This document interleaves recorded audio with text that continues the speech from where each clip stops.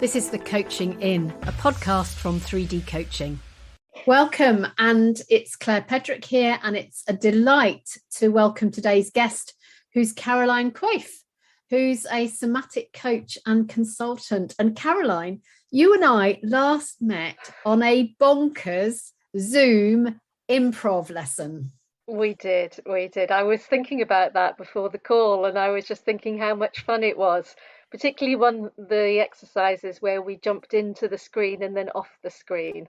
Yeah, Because there could only be 3 people on the screen at any one time. That was very fun. It was very funny. Anyway, tell us a little bit more about you, apart from the bonkers improv lesson. Well, it's really good to be with you and your listeners here today, and I'm really pleased to be with you all. So my name's Caroline Quaife. I'm a coach, and I'm really passionate about my one-to-one coaching. I've been a coach for a long time, but I'm a very different coach now from then. But I think what's important to me and has always been is enabling people to find new ways of being and new choices and new possibilities. And I guess the way in which I go about that is very different, but it's really about enabling people and myself to connect to what we care about and be true to ourselves. So my core values are curiosity. I've always been curious.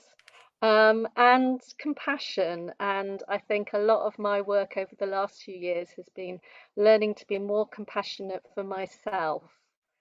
And that really has meant a big difference with how I work as well, with that sense of compassion. And in terms of the somatics, that really is about the body as a way in with the coaching, and about bringing in the brain and the heart and the gut all together. So it's not leaving out rational thought or anything like that. It's about bringing those different elements in, but starting with the body, because the body is something that we often kind of leave behind, I think, in modern life. Yeah, you said different in quite a different way several times. So please tell us about your journey to different. Okay. So when I learnt to coach, I was taught the GROW method, and the coaching was around sort of following certain stages and certain processes, and it was kind of quite in my head. Having said that, I did train as a counsellor and in gestalt therapy at the same time. Right. I had those 2 things running along, but my coaching was very different. And now it's about what I guess the difference is when about 5 years. All right, if I take you back to a little bit back in time. Please. Okay, so about 5 years ago, I had a client, and I had always believed up to then that if you had an aha moment with a client, then that was it. The kind of work was done, and they would go, "Oh, fantastic. Right, now I know what to do, and now I want to change." And she was a client who she worked with vulnerable adults, and she was the person who wrote the reports for when a case went into court. And she was referred because she was very good, but she was very slow at her reports. And we kind of unpicked that and looked at that. And she found that actually it was her core values of speaking on behalf of people who didn't have anybody else to speak on behalf of, and how important her values were. And at that point, she decided that she didn't want to carry on with coaching anymore. She wanted to do a few more tips around how to work more effectively so that she could be a bit quicker, which she achieved. But she didn't want to go into that sense of conflict between her values and the role that she was in, and kind of where she was. And I kind of went back and went, oh, it was like something in my head, a sort of this is how coaching goes, had just been deconstructed. And about 2 days after that, I saw a video with Coaches Rising, Joel, interviewing Jennifer Garvey Berger. And at that time, I then discovered somatic coaching and adult development theory together. And really, those two things in the last 5 years have completely shifted my coaching. Wow. I've got so many questions. I feel like all our listeners are standing behind me going, ask her this, ask her this. So I'm interested in what you've learnt and are learning, but I'm also interested in what had to change. Yeah. So which one do you want me to answer first? Whichever you like. Okay. So I think what had to change was I think I'd been putting a lot of effort into models and plans and for myself as a person, really, a kind of a sense of these are things I need to do to be able to learn. And it felt like it was a bit of an edifice that I had created, and that I was having to swim kind of consistently and really quite hard in order to keep my head up with this kind of self-imposed book of these are things to do to be able to live my life.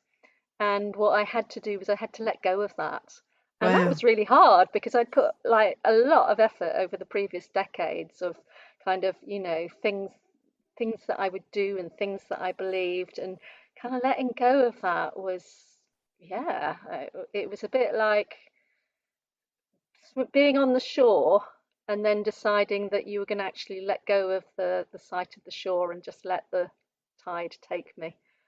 So it felt a big thing, but actually that letting go, I think, has been what has shifted. So rather than learning more and bringing in more content, I think the last few years has been an unlearning of old patterns, old behaviors, in somatic terms, we have the concept of conditioned tendencies, which is, conditioning, which then becomes our default and it lives in our bodies. And when we're under pressure, that's what we go to. So it's been a kind of unlearning of that deep stuff that sits in Caroline's cells and bones and muscles, and is kind of has been a sense of like me feeling this is who I am and being able to reach beyond that to who I am. So what does it feel like out there on the ocean? Because you didn't think. I didn't. You're right. You're right. So sometimes it feels a bit like I want to swim back for shore. And other times it feels like actually really much more exciting letting the current take me and letting myself be open to that. Yeah. So what does that look like in the coaching room? What does that look like in the coaching room? I think for me, the biggest shift is I think beforehand I wanted to help people.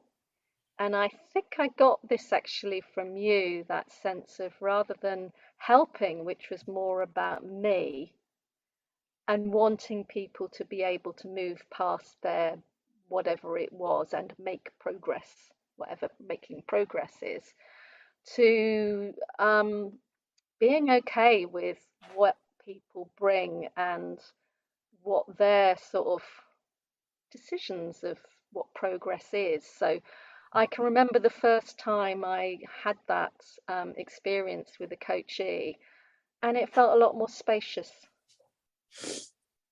So it felt like I didn't have this thing in my head of like us making progress anymore. And that created a completely different sense of, spaciousness is the word. That's really interesting because I'm doing some thinking at the moment about presence, and the phrase that I'm holding for my learning is not being in control and not being out of control. And as you're describing the spaciousness, I'm just thinking there's a space that's created between not being in control and not being out of control, isn't there? There is. there is. Yeah. And I think the words in presence for me is fundamental. So um, I've realized that more and more really. I run a program for experienced coaches so that they can learn about and try out somatic coaching. And I've realized more and more that being in presence is absolutely fundamental. Mm. Um, and that again takes a sort of certain amount of unlearning of how we are. But you instantly know when you're in presence because somebody's face is different, their eyes are different, and your body responds to them. And when I look at you, I can kind of see that I'm kind of having a sort of sense of tingling because I have that sense of connection with you in this moment. There's a deep being together, isn't there? Yes, yes, Which I guess, if I think out loud, is different from a traditional head model of coaching, which is a deep doing together. yes, yes, And then absolutely. my reservation there is it suddenly becomes somebody who's a bit sorted helping somebody who's not so sorted, and then I've got real parishes. Yeah, yeah, absolutely. Yeah, yeah. Well, I definitely don't claim the sorted halo. I have my own coach to help me, unpick and um, be able to have my own space for my unsortedness. Yeah, because we're all a bit broken and Yeah, unsorted. yeah, yeah, absolutely. And I'm sure that's why I got into all of the work that I've done, really. So when I worked for university, I worked as a volunteer counsellor. Then I worked in learning and development. I trained as a yes, as a counsellor, and then I worked in organisational development. And I think always my motivation has been to learn stuff to protect myself from pain and from fear. And that's now I don't feel like I want to protect myself from pain and fear. I want to allow it in because that feels like that's the way in which I can change my relationship with it. But yeah, My that's always goodness, there. that's quite a big shift from Yeah, being in control to not yeah. being in control. So I wonder how the people you coach experienced that. It's a really interesting question because I have to say on my profiles, I write stuff which indicates that I'm open to sort of doing deeper work. And I think that's been in response to when I worked as an internal coach, I realized that the people that were coming to me were the people who had the deeper issues. They were coming to me with issues of bullying, um, of kind of, you know, difficult things that had happened in their personal experience, a sense of kind of values dissonance between the organization and them. So I seem to be attracting people like that, Mm. and maybe it's because I'm kind of quite okay with levels of emotion and silence and things. And so I thought, well, I might as well be explicit about it. And so I do write in my profiles about the the, the body being a way in and about being able to kind of be open to that. So, Caroline, what does it look like? So what does it look like? So what it looks like is little experiments. So when I contract with a coachee, I say, if they would you be prepared to try out little experiments? And it's quite okay for you to say, no, actually, Carol, I don't fancy that at all. That's not what I came here for. That's absolutely fine. But usually people sort of go, yeah, okay, and I kind of explain what it is, and then we try it out. And I always say, if it's not going where you want it to be, or not, it's not doing what you kind of want it, or useful, then that's, maybe it's been a bit of a rabbit hole, but that's okay. And people, it always does feel like it really is useful, because that experiment is usually or nearly always about bringing into the body into the picture. So quite often people are in their heads, their beautiful brains, and Yes. it's about being able to kind of notice what else is happening, Yeah. because we're very good at noticing what's happening in our beautiful brains. Yeah. And we're human beings, body, mind, and spirit, aren't we? Exactly. But we do it all with this round thing on the top. Yeah, yeah, absolutely. So, it's Yeah. almost like our body becomes this kind of donkey that's kind of there to carry around the head. And actually, it's it's a yeah, it's a real source of intelligence. Yeah. Yeah. So what are you willing to share some of your little experiments? Yeah, so do you want to try one now? Yeah. Okay, so listeners can do this, but if you're driving a car, please don't. Just put that proviso out. So what I'd like you to do is to think of something that is causing you some difficulty or annoyance or something like that. So it's not your best china, as it were, in terms of the thing that's really kind of, got a lot of heat and pain, but it's got a little bit of heat to you. Yeah. Okay, so think of that kind of challenge, for want of a better word. Okay. And then let your body go into the kind of position that it wants to go into in relation to that. Maybe, there's sort of feelings of difficulty or feeling weighed down or kind of pressure, or your face might be a bit contracted or tense or something. Just let yourself be in that position, and kind of notice the thoughts that you have when you're in that position. And then what I'd like you to do is just noticing, kind of scanning your body from your head down your neck, your spine, your trunk, your arms, your legs, your feet. Just notice where is any kind of tension, and kind of maybe where the strongest kind of place of any emotions that are difficult is. And then what I'd like you to do is go 5% more into that position. So a little bit more of it, if there's any kind of contraction or stuff like that. And then just think again about, or notice what the thoughts are, what the emotions are in that place.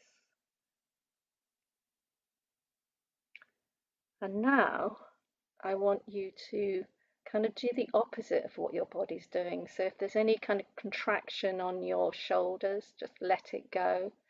If you're hunched over, then allow your body to straighten.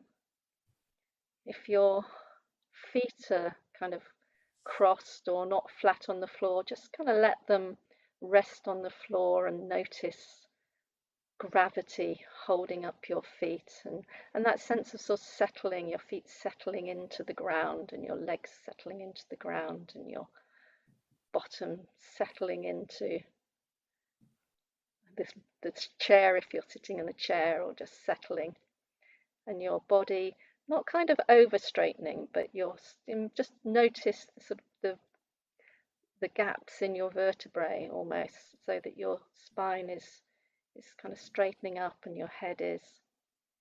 So you're in that place of being centered. And now think of the issue that you thought about, and just notice what thoughts and what emotions come to you from that place. And then allow yourself 5% more of feeling settled and centered, and a place of wellness and resilience. Just those little micro movements. Just notice those little micro movements that happen in your body as you do that.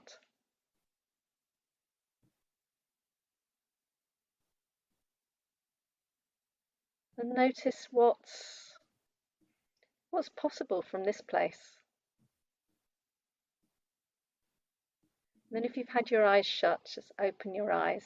And if you're listening to this, then take a pen and you put this on pause and write some notes, or just kind of see if you can remember some key phrases. Maybe put your hand on the place where you felt the strongest emotion so that you can kind of take note of anything that has come to mind and come to body.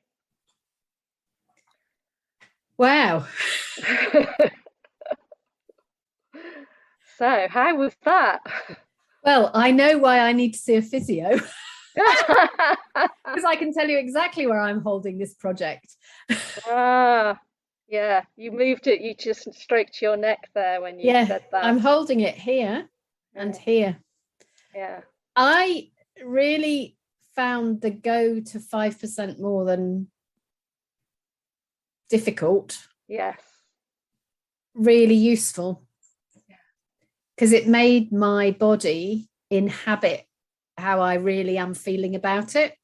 And it's something I've got to do tomorrow. Right. And then straightening up. And of course, I'm sitting at my desk, which means that I'm going to be sat in this chair tomorrow. But straightening up and then straightening up again was really insightful around actually a kind of sense of possibility around it, rather than a sense of the humped over sluggish thing that I had earlier. So that was amazing. Yeah, and it's what I love about that is it's so simple. It's so simple, and it gives us so much insight into how, when our body is in its usual way and quite contracted, and we don't, because it's usual, we don't notice that we have the same thoughts. And then just by you contracting that 5% more, you kind of learnt a little bit about, right, this is normal. This is this. Right, what's my body doing here? And then opening up again, as you say, it's like there's a shift in terms of what's possible.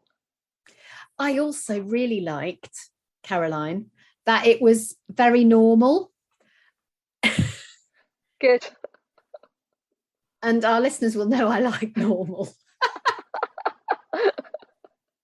But there's something, isn't it? Because you will have been, because I fully engaged with that exercise. Yes. But if I hadn't, you'd have known that straight away, wouldn't you? Yeah, no, absolutely. I would have done. And if you couldn't or didn't want to, then we go from there.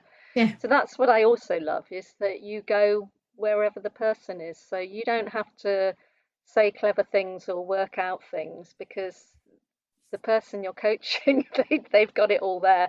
They've got all the answers, and they've got all of the information that they already need. And you don't have to finish anything off, do you? No.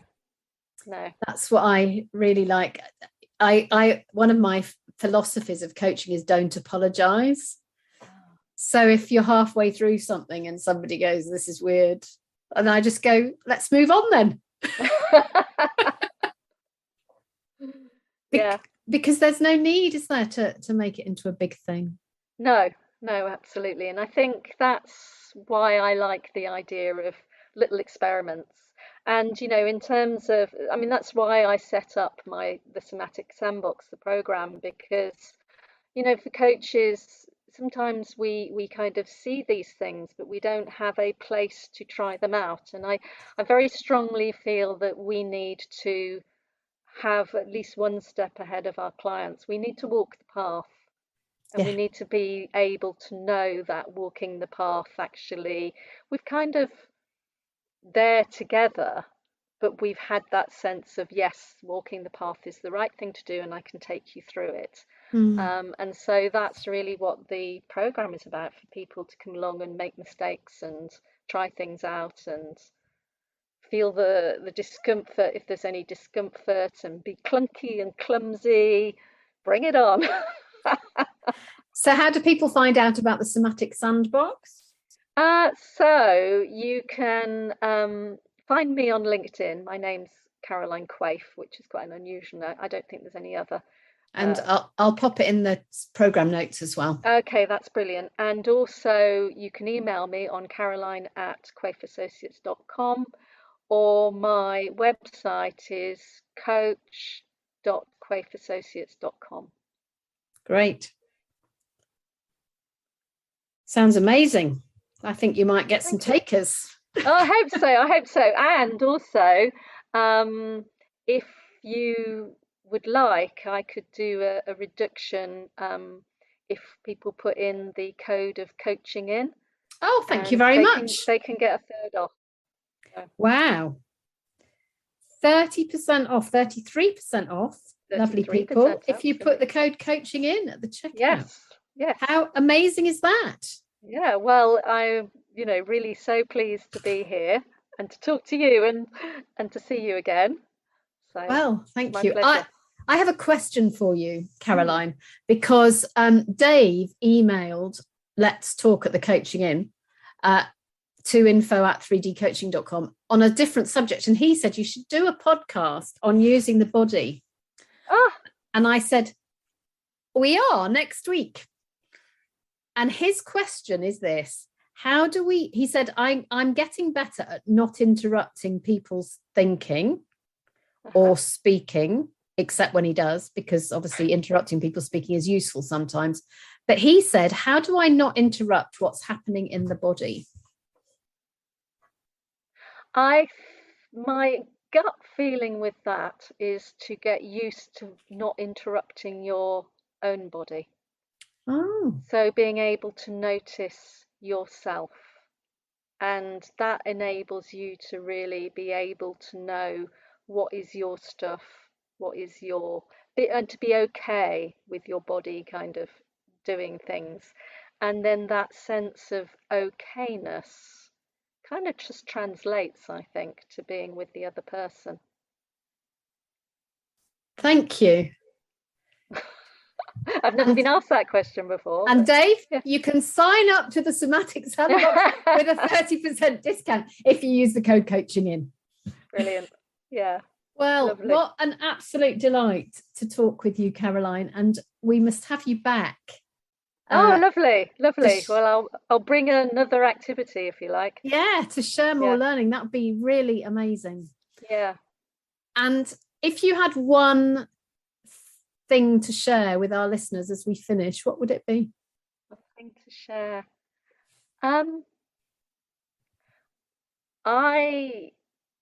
I think that there is a lot of compassion and there is a lot of love in the world. And at the moment, it feels like a lot of us are coming from a place of fear. Mm. And I would say that when you come from a place of fear, just notice, and that's noticing your body because it's there in your body. Notice and then see if you can lean back into something that lets go of fear, something that just opens your heart a little bit, even if it's thinking about somebody you love or somebody who makes you smile. Thank you very much. So Caroline's details are in the programme notes. You can find Caroline Quaife on LinkedIn. And I'm Claire Pedrick, and I've been in conversation with Caroline. Thank you, Caroline, so much. That was great fun. It was fun. And thank you to all of your listeners. Thank you, Claire. It's a pleasure. Bye-bye, everyone. We'll be back next week with a new sound and a new look for 2022 and lots of exciting guests coming up. Meanwhile, Happy New Year to you and those you love. If you've enjoyed what you've heard today, please share the podcast with a friend who might also be interested. And if you'd like to become one of our regulars at the Coaching Inn, you can subscribe at Podbean or on iTunes. We look forward to meeting you on the next podcast. You've been listening to The Coaching Inn. Find out more about us at www.3dcoaching.com.